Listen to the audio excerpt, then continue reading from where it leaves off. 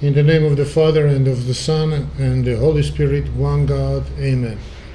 Hi, my beloveds. Today's topic is about hemorrhage, bleeding, actually. So prepare yourselves, take your pen, papers to make the notes. That hemorrhage or bleeding, it's more than just loss of blood. It's a complex physiological cascade that represents one of the most time-critical emergencies in medicine. So understanding its nuances is not just crucial for passing your surgery exams, emergency medicine exams, and internal medicine exams, you name it, board exams. It's fundamental to saving lives. Okay, so let's go. Let's start. And we start with shock. We have to decode the classes of hemorrhagic shock. So the classification of hemorrhagic shock into 4 classes as defined by the American College of Surgeons Advanced Trauma, so life support, ATLS program, is based on the percentage of blood volume lost. Crucially, blood pressure is a late and unreliable sign of shock, especially in young, healthy patients. So the body has remarkable compensatory mechanisms, my beloveds. In the initial stages, it maintains blood pressure by increasing heart rate and constricting peripheral blood vessels. This means a patient can be in significant shock with so-called, quotes, normal blood pressure. So you must look at the entire clinical pattern picture. Okay, so classes. Class 1 shock. This involves a blood loss up to 15% or 750 milliliter. The patient's heart rate is minimally elevated under 100 beats per minute, and their blood pressure, respiratory rate, and urine output are all normal. They may appear slightly anxious. Class 2 shock. This involves a blood loss of 13%, that means in milliliters 715 up to 1,500 milliliters. So the body is now actively compensating. The heart rate is clearly elevated, more than 100 beats per minute. The respiratory rate is increased, 20-30 breaths per minute, and the skin may feel cool. Blood pressure is typically still normal. The patient is usually mildly anxious. Now class 3 shock, the tipping point. This involves a blood loss of 30-40%, means up to 2,000 milliliters. 150 milliliters up to 2,000 milliliters, 2 liters actually. So here the body's compensatory mechanisms begin to fail, and we can see hypertension. So in this point, after from 2,000 milliliters, 1,500 milliliters, hypertension, that is drop in blood pressure, finally appears, not from the beginning. The heart rate is significantly high, more than 120 beats per minute. The respiratory rate is elevated. Urine output drops significantly. And the patient becomes anxious and confused. This is the stage where blood transfusion is mandatory. Class 4, shock, pre-arrest. Class 4. This involves a devastating blood loss of over 40%, more than 2,000 milliliters, more than 2 liters. The patient is on the verge of death. They are profoundly hypertensive, with a rapid and weak pulse, more than 140 beats per minute, 140 beats per minute, of course, and are confused or lethargic, progressing to coma. Urine output is negligible. There is no urine output, so it's negligible, and immediate aggressive resuscitation with a massive transfusion protocol is required to prevent imminent cardiac arrest. So, an exam question will often describe a trauma patient with normal blood pressure, but here, heart rate, for example, of 115, and anxiety. What is this? Of course, we know now class 2 shock. The key is to treat the shock, not just maintain blood pressure. Recognizing early signs like tachycardia and anxiety is critical to initiating resuscitation before the patient decompensates into class 3. Okay? Next, lethal triad, so-called vicious cycle of death. In a severely bleeding patient, a deadly self-perpetuating cycle known as the lethal triad of trauma can develop hypothermia, note it, hypothermia, acidosis, and coagulopathy. So this triad is downward spiral. First, massive hemorrhage and the administration of cold intravenous fluids cause what? Hypothermia. Hypothermia means low blood temperature. Hypothermia. The enzymes and platelets responsible for clotting are temperature dependent, so hypothermia leads to a coagulopathy. What is this coagulopathy? Impaired blood clotting, which worsens, of course, the bleeding, definitely.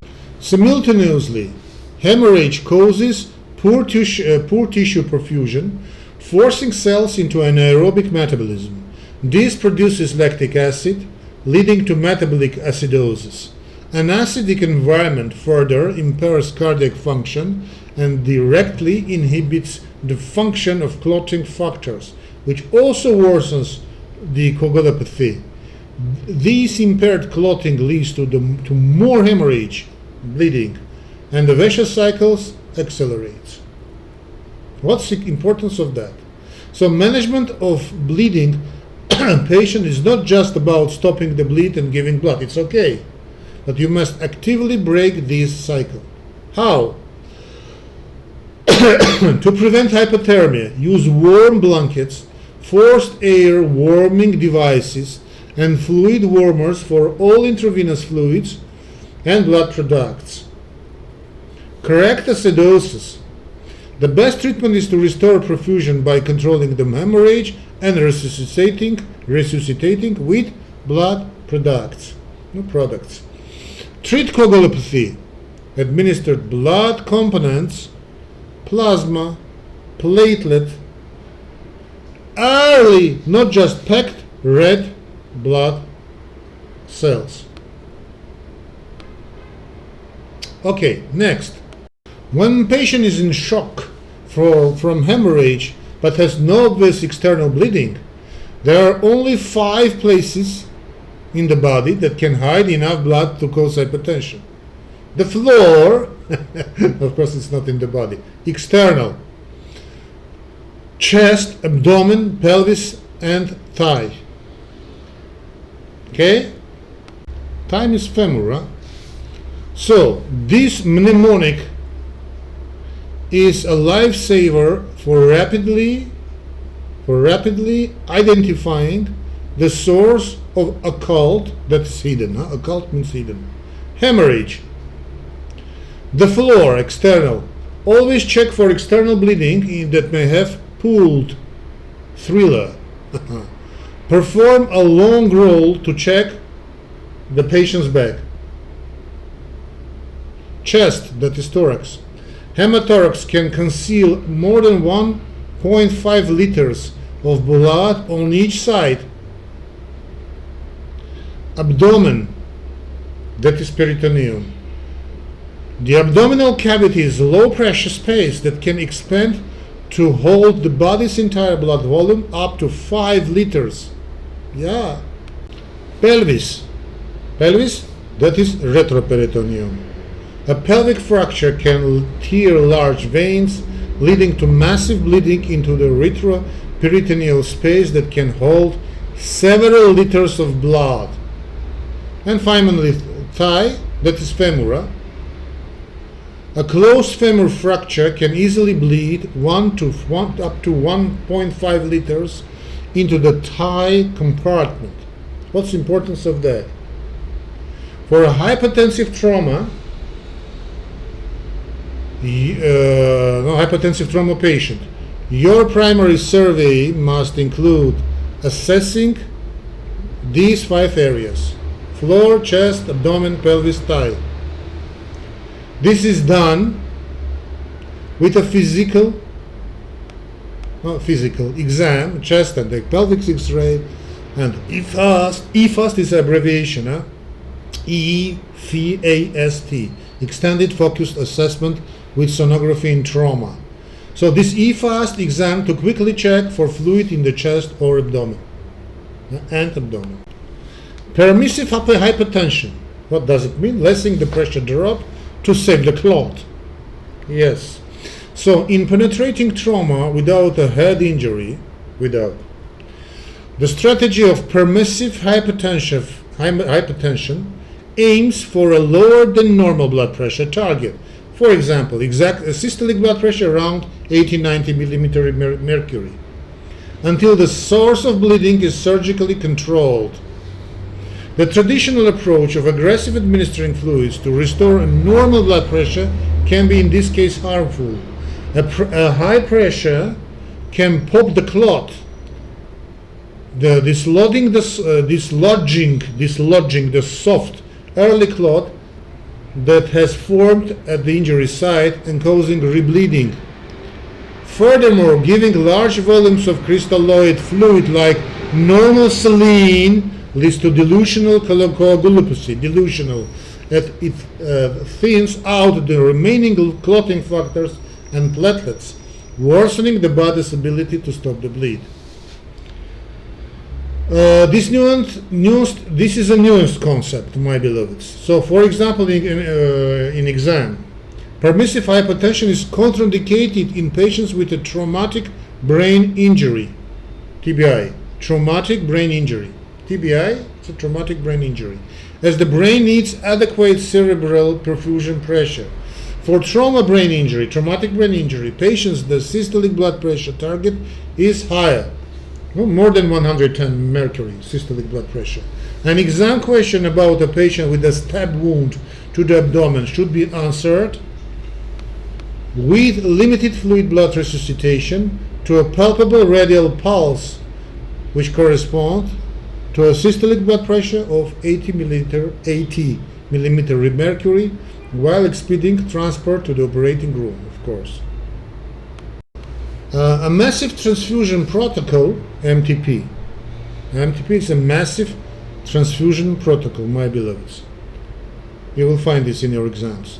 So MTP, massive transfusion protocol, is activated for the most severe hemorrhages. The modern approach advocates for balanced resuscitation with 1:1 ratio of packed red blood cells, 1 fresh frozen plasma, FFP, and platelets. PRBC is a packed red blood cells. Simply giving packed red blood cells is a failing strategy. Packed red blood cells carry oxygen, but they lack of the clotting factors found in fresh frozen plasma. And the platelets need to actually stop the bleeding. So transfusing 1:1 ratio more closely mimics whole blood.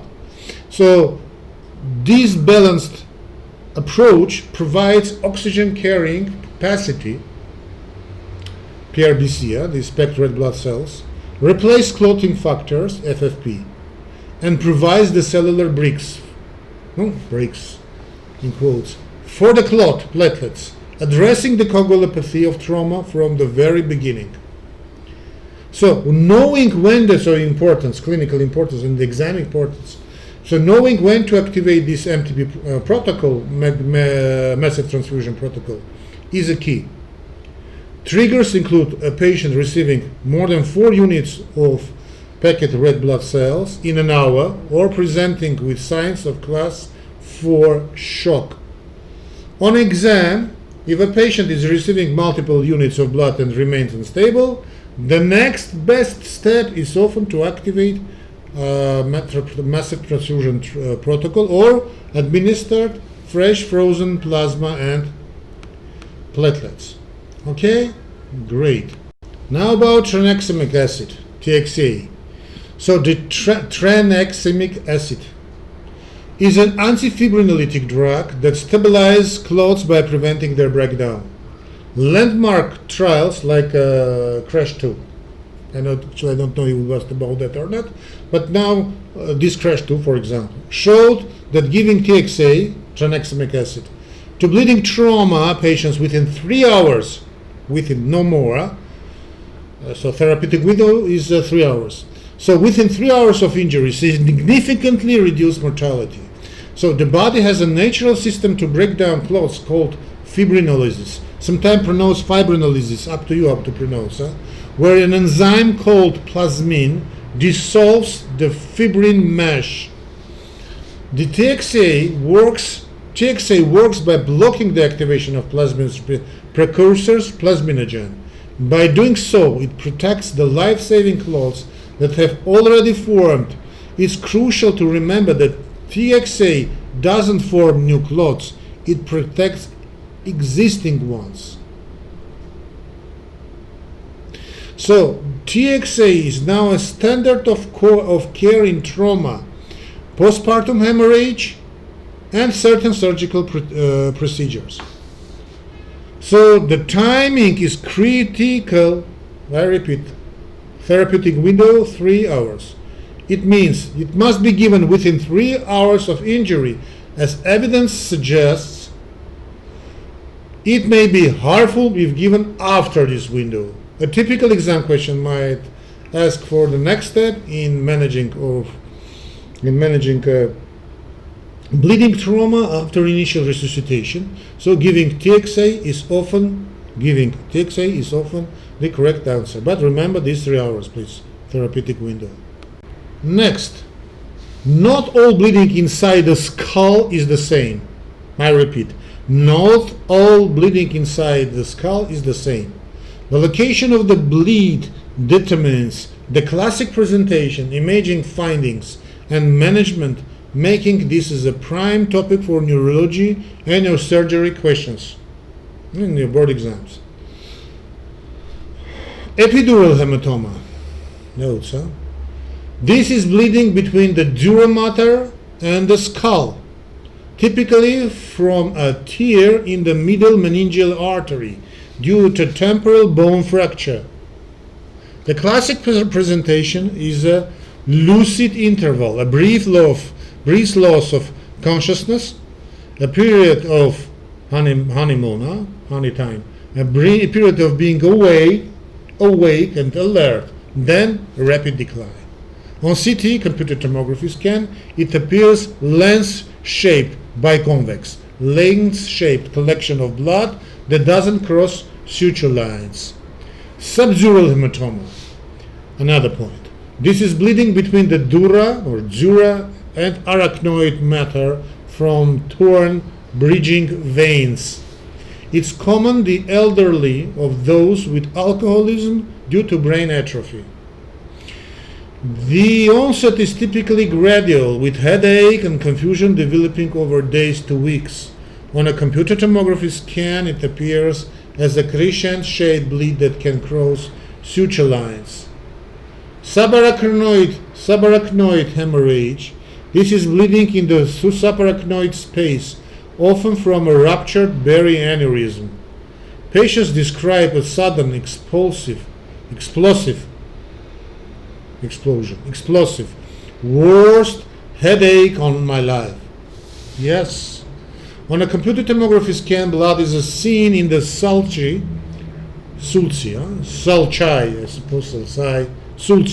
and cisterns, sometimes in a star-shaped pattern.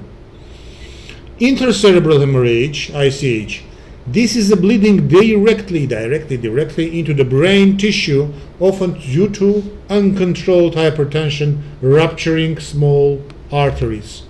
It presents with sudden focal neurological deficits, for example, one side weakness, speech difficulty. Computed tomography scan shows a hyperdense white mass within the brain. No clinical actual exam importance. Be able to identify these based on a clinical vignette and computer tomography description, CT description. Clinical vignette, as mentioned above. And an elderly patient on a blood thinner who falls and develops slow onset confusion is likely to have a subdural hematoma. No questions like that. So, postpartum hemorrhage, a leading cause of maternal mortality, can be systematically diagnosed and managed by remembering the 4 most common causes. Rule 4 T's. 4 T's. First T, tone, atony, around 70%. This is the most common cause. The uterus fails to contract adequately after delivery, feeling soft and bodgy on palpation. Management includes uterine massage and uterotonic drugs like oxytocin. Next T, trauma, around 20%. This refers to lacerations of the cervix, vagina, or peritoneum, or even uterine rupture. Management requires a thorough inspection and surgical repair. Tissue, 30, around 10%. So this means retained products of conception, such as piece of the placenta, and preventing the uterus from contracting. Management involves manual or ultrasound guided removal of the tissue. And finally, fourth T is around thrombin. It's around 1%. This refers to a pre-existing or acquired coagulopathy bleeding disorder that prevents the mother's blood from clotting normally. Management involves checking labs and replacing clotting factors. So clinical importance of that. This framework dictates management. My beloved students, an exam question describing a soft, for example, soft boggy uterus immediately after delivery points directly to tone, atony, as the cause and uterine massage as the first step. Now about GI bleeding. The appearance of blood passed from GI, gastrointestinal, GI tract can help pinpoint the location of the blood. But the key differentiator is whether the blood has been exposed to stomach acid. For example, upper GI bleeding, upper GI bleed, proximal to the ligament of Treads. This often presents as a hematemesis, vomiting blood. The blood may be bright red if the bleeding is brisk, or it may look like coffee grounds. It has been partially digested by stomach acid. If blood passes through the intestine, it results in melena, black, tarry, foul-smelling stools. Low GI bleed, distal to ligament of Treads. This typically presents as a hematochezia, the passage of bright red blood per rectum. This signifies a brisk bleed from the colon or rectum where the blood has not had time to be digested.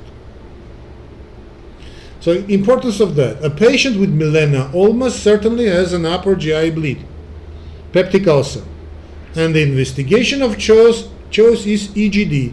EGD is what? Esophagogastroduodenoscopy, EGD. A patient with hematochezia likely has a lower GI bleed. For example, diverticulosis. And the investigation would be what?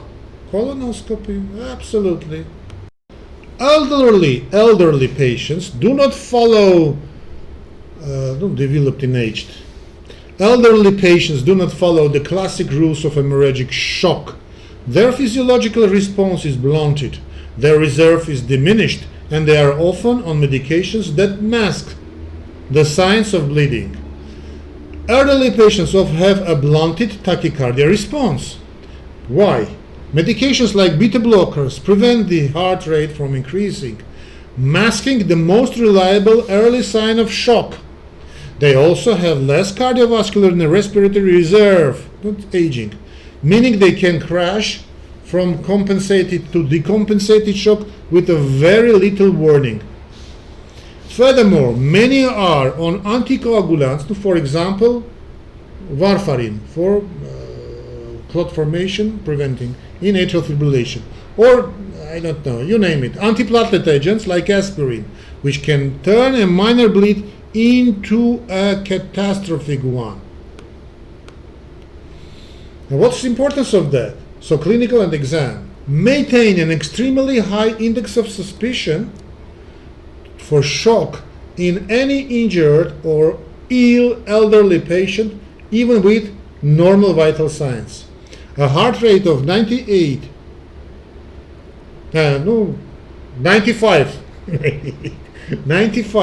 in a, for example, it will be in your question, a heart rate with of 95, 100 is a tachycardia, let it be 95. In an 80-year-old man on a beta blocker is a sign of what? Of highly likely profound distress.